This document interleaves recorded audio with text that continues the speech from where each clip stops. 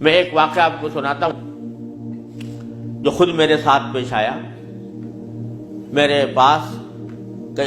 کئی سال پہلے کی بات ہے، جرمنی سے ایک صاحب کا میرے پاس خط آیا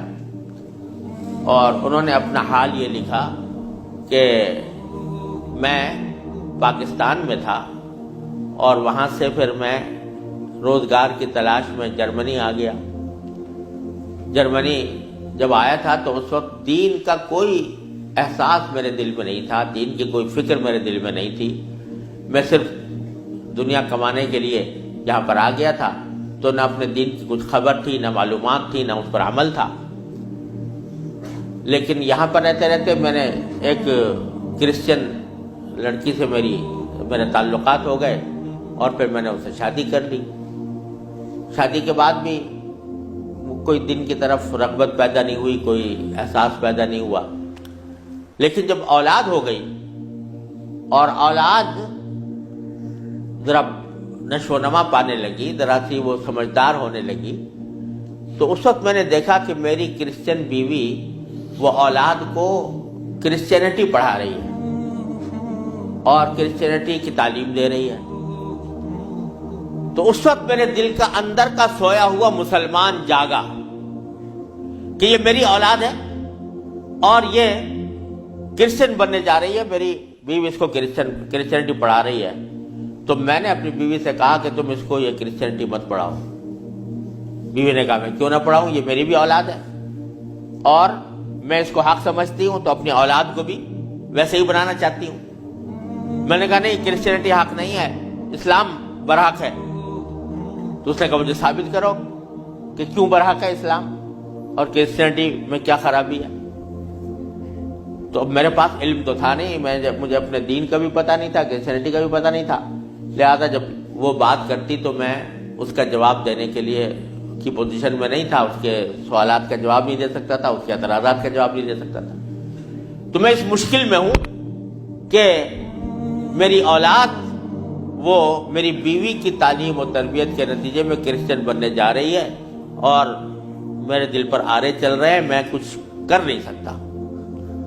تو آپ مجھے کوئی طریقہ بتائیے. یہ خط میرے پاس آیا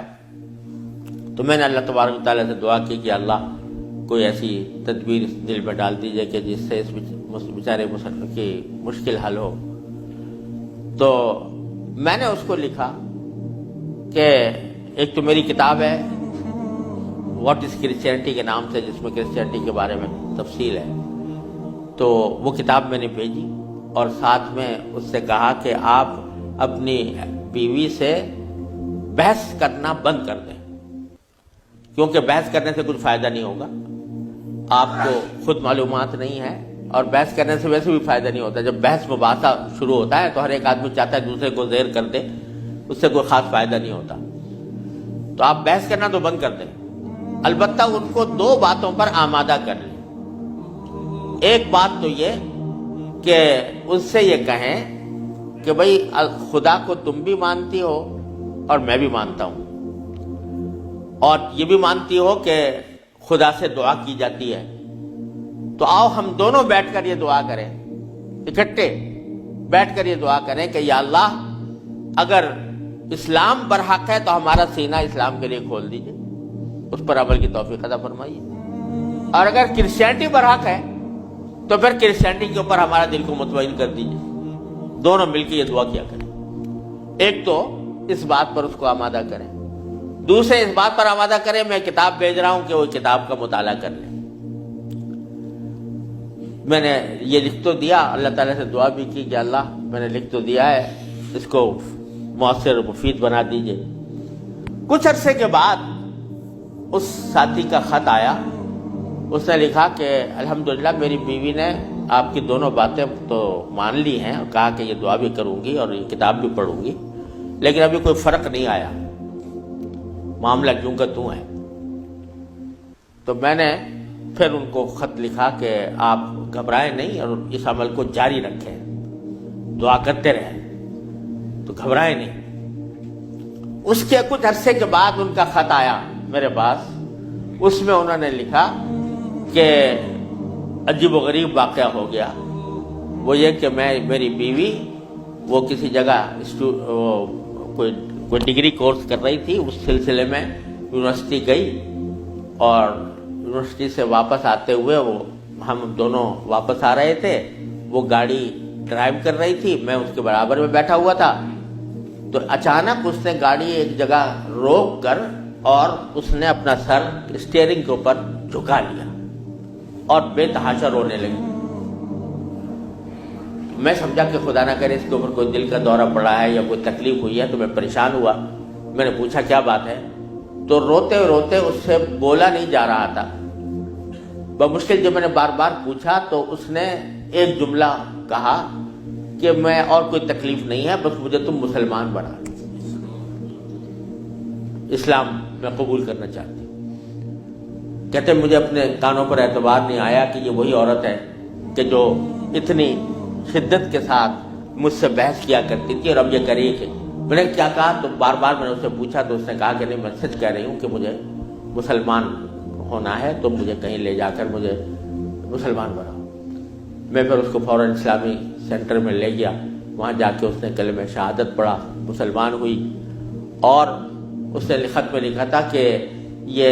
اتفاق سے یہ دن رمضان کا تھا، اور آج پہلا موقع ہے کہ ہم دونوں نے سحری میں اٹھ کر ہم دونوں نے اکٹھا روزہ رکھا ہے، اور آپ کو خط لکھ رہے ہیں، اور دوسرا خط میری بیوی کی طرف سے ہے۔ تو دوسرا خط اس کے ساتھ تھا اس کی بیوی کی طرف سے، اور اس نے مجھے لکھا تھا کہ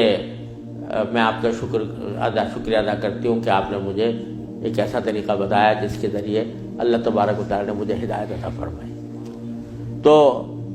یہ میرے خود اپنے ساتھ پیش آیا ہوا واقعہ ہے۔ اللہ تعالیٰ سے اگر ہدایت مانگی جاتی ہے وہ دعا رد نہیں ہوتی۔ یعنی بہت سی دعائیں جو ہم دنیا کے لیے مانگتے ہیں کہ یا اللہ ہمارا روزگار لگ جائے، ہماری دولت میں اضافہ ہو جائے، اس میں ضروری نہیں کہ اللہ تبارک و تعالیٰ وہی چیز دے دیں جو آپ نے مانگی ہے، اس لیے کہ بعض اوقات اللہ تعالیٰ کے علم میں ہوتا ہے کہ یہ چیز اس کو دیں گے تو اس کے لیے نقصان دہ ہوگی، کوئی اور چیز دے دیتے ہیں، اس سے اچھی چیز دے دیتے ہیں۔ بعض مرتبہ آدمی مانگتا ہے کہ مجھے میری دولت میں اضافہ ہو جائے، لیکن اللہ تعالیٰ جانتے ہیں کہ اس کی دولت میں اضافہ ہوگا تو پتہ نہیں یہ کس وادی میں جا کے گرے گا، لہذا وہ نہیں دیتے اس کو، لیکن دعا کا ثواب اس کو دے دیتے ہیں۔ اسی طریقے سے بعض اوقات دنیا کے بارے میں اگر یہ ہو کہ بھئی یا اللہ میاں مجھے محسن فرض کرو کہ بیمار ہے تو شفا مل جائے، تو بیماری کے اندر بعض اوقات اللہ تعالیٰ جانتے ہیں کہ اس کا بیمار رہنا ہی اس کے حق میں زیادہ فائدہ مند ہے، تو وہ بعینی ہی وہ چیز نہیں دیتے لیکن اس سے اچھی چیز عطا فرما دیتے ہیں۔ یہ اللہ تبارک و تعالیٰ کی سنت ہے دنیاوی چیزوں کے بارے میں۔ لیکن اگر کوئی ہدایت مانگے سچے دل سے، یا اللہ مجھے ہدایت دے دے، یا اللہ مجھے سیدھے راستے پر چلنے کی توفیق دے دے، یا اللہ میری اولاد کو سیدھے راستے پر چلنے کی توفیق دے دے، تو یہ دعا رد نہیں ہوتی، اور یہ دعا ضرور قبول ہوتی ہے بشرطے کہ مانگنے والا ہو، سچے دل سے مانگے، خشوع کے ساتھ مانگے، اللہ تعالیٰ سے مانگنے کے انداز میں مانگے، تو اللہ تبارک و تعالیٰ وہ دعا رد نہیں فرماتے۔ بلکہ میرے شیخ حضرت عارفی رحمۃ اللہ علیہ فرمایا کرتے تھے کہ اپنے اللہ میاں سے جب کوئی مانگو تو مچل کر مانگا کرو، یعنی اپنے اللہ میاں سے باتیں کیا کرو، کہہ دیا کرو یا اللہ یا تو مجھے ہدایت دے دیجئے ورنہ آخرت میں مجھ سے مواخذہ نہ فرمائیے گا، یا تو مجھے ہدایت دے دیجئے، گناہوں سے بچا لیجئے، اپنی نافرمانیوں سے بچا لیجئے، یا پھر آخرت میں میری گرفت نہ فرمائیے گا۔ تو بندہ جب اس طرح مانگتا ہے تو اللہ تبارک و تعالیٰ ضرور عطا فرماتا ہے، ہدایت ملتی ہے، اور ساتھ ساتھ یہ کہ وہاں پر آپ کے لیے ایک عذر ہو جاتا ہے کہ یا اللہ میں نے تو آپ سے مانگا تھا اور کہا تھا کہ مجھے ہدایت دے دیجئے، میرے گناہ چھوڑوا دیجئے مثلا۔